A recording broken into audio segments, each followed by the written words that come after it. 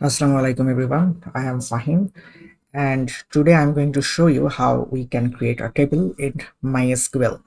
Now before proceeding further, let me clarify what is actually a table. Alright, so for showing you that I have created a folder and let me simply walk you toward the process. Alright, for now let us consider a folder as a database. And you see that I have a folder here named database. I have simply given it the name database for now. And if I simply go into the folder, you see that I have three different files. So we can consider this folder as a database, and we can consider the files inside that folder as tables. So like this, a database can have multiple tables inside it. All right. And in each table, we get rows and columns. Now the question is, what are those? What are rows and columns, right? Let me simply explain that to you as well. Now, if I simply open Microsoft Excel, what do you see? We see a big table, and in each table, normally we get rows and columns. Now the horizontal line, as I have marked here, we call it row. And the vertical line I just have marked here, we call it column. So a table consists of rows and column, and a table can have multiple rows and multiple columns in it. All right, so I hope you have got the point that a database can have multiple tables inside of it, and each table contains rows and columns. So if we want to create a table, we have to mention the column name. For example, let's say I'm considering this as table, and let's say this is my table, and I have how many columns? 1 column, 2, 3, 4, 5, 6, 7, 8, 9, 10, 11, 12. So I have 12 columns, and in each column I can enter individual, or you can say different data. So in that aspect, I have to provide the column name as well. Now in MySQL, we call the column name as attribute. All right, so you can call it column name or attribute. As the convention, we will call it attribute. All right, now let me simply open the workbench and let me show you how it works. Now, before proceeding further, as you can see, I have multiple databases here. So I have to specify in which database I want to make the changes, or you can say in which database I want to create the table. All right. Now, definitely I will use the use keyword. If you don't know how I am doing this, I would recommend you to check out my video where I talked about it. All right. So my new database is the default schema, or you can say the default database. Now here I can create my table. So as I want to create something, I have to tell it, hey, I want to create something. So the first keyword would be create. Then I need to tell it which thing I want to create right now. As I want to create a table, so I have to specify that, hey, I want to create a table right now. All right, I have specified that I want to create a table. And now I have to give my table a name, because as you see, for here, in this database, I have three different files, and in the aspect of database concept, you can consider these three tables, three different tables. If I give each table the same name, how can I differentiate among them, right? So each table's name should be different, must need to be different. All right, so create table, and now I need to give these tables name. So let's say I am making the table's name as students. All right, and now I have to provide bracket, and to specify that this statement has been closed, I have to provide the semicolon. Now comes the interesting part. Let me simply expand it like this, and I have to specify the column name, or you can say the attribute. All right, and keep in mind in which order you will provide the column name or the attribute name, the same order would be applied in that table. For example, let's say for the first column, let's say like this, A, B, C. So if I create this table, the first column name would be A, the second column name would be B, and the third column name would be C. So I hope you have understood that I want to mention that the same order would get applied to the column. All right, so you have to keep in mind the column order if you really want to do that. So first of all, let's say I want to have an attribute, or you can say the column name as a student ID. Then the next column should be student name, and the next column should be student email. Then the next column should be student date of birth. I am using DOB as short for the date of birth. Date of birth. All right. And let's say for the last column, I want to store student CGPA.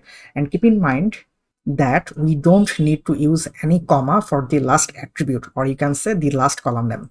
Now our task hasn't been completed yet because we haven't specified the data type. Now, if you are familiar with C or C++ or Java program, you know that we use data type before the variable name. You can consider this attribute as the variable name if you want for now, but we have to specify the data type. The data type indicates which type of data would get stored in that particular column, or you can say in that particular attribute. For example, let's say student ID would not be fractional but numerical data, like 1 2 3 4 5 6 or 1 1 2 or 2 2 5, like this. So it would be integer, right? In C or C++, what we did, we normally provide the data type before stating the variable, right? But in MySQL, that would be different. First, we specify the attribute name, or you can say the variable name, and then by giving a single space, we specify the data type. So for example, the student ID would be integer, so capital INT, int. Now I know you can use this, but I would recommend you to use all the uppercase for the keywords. All right, so student ID would be integer. Integer means any kind of numerical value without having any fractional data in it. All right, now for your information, there are a lot of data type in MySQL, but as you are a beginner, I'm not gonna worry about that. But as we proceed further, I will introduce you to more data types along the way. So don't worry about that. All right, so integer. And the student name.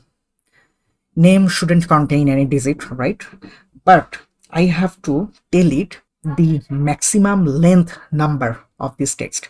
So in that case, we use varchar. Varchar implies variable character. How much, or you can say how many letters can we have maximum, or you can say maximum how many letters can this value contain per char. All right, and here I have to provide the maximum length. So let's say 50. So I am specifying that the student's name would be text like, but it won't exceed 50 length, or you can say 50 characters or 50 letters length. All right, now keep in mind this length also includes a space. For example, let's say I am specifying my name Fahim space Bin space Amin. So how many characters, or you can say how many letters I have here? 1 2 3 4 5 6 7 8 9 10 11 12 13 14. So here my name is 14 character. You can say the length of my name is 14 character, like this. All right, the space is also included in the length. And student email, obviously this email also should be varchar, and let's say it is also 50, the highest length. And the date of birth. For storing, or you can say for working with date, we have two different data type in MySQL. One of them is date and the another of them is date time. But for now, let's keep it simple, date. And for the CGPA, this is interesting. We know that CGPA can contain fractional value like 3.44, 3.88, 4.00, like this. So it would be fractional value, and we use decimal for this. Now see it very carefully about this parameter. Now this decimal contains two values.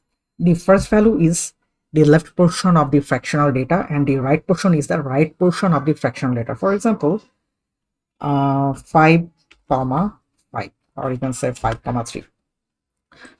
Let me give you an example like this: 5 2 6 8 1.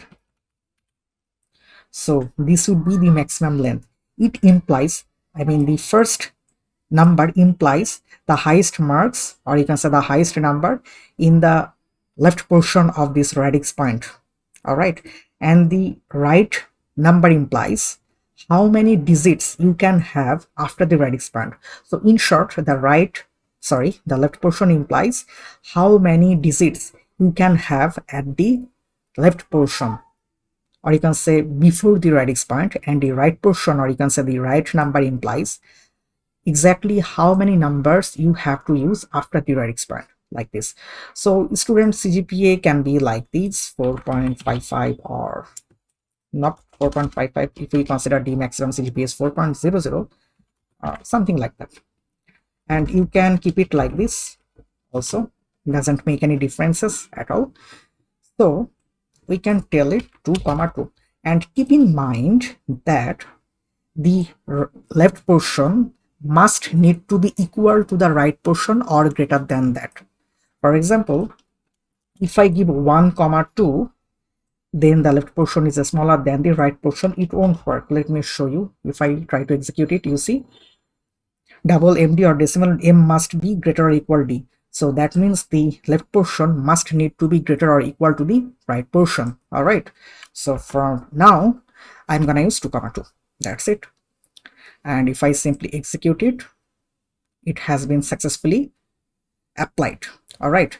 Now you can check whether this table is created or not. You can do that in many ways. If I simply reload it, tables, you see I have the student table,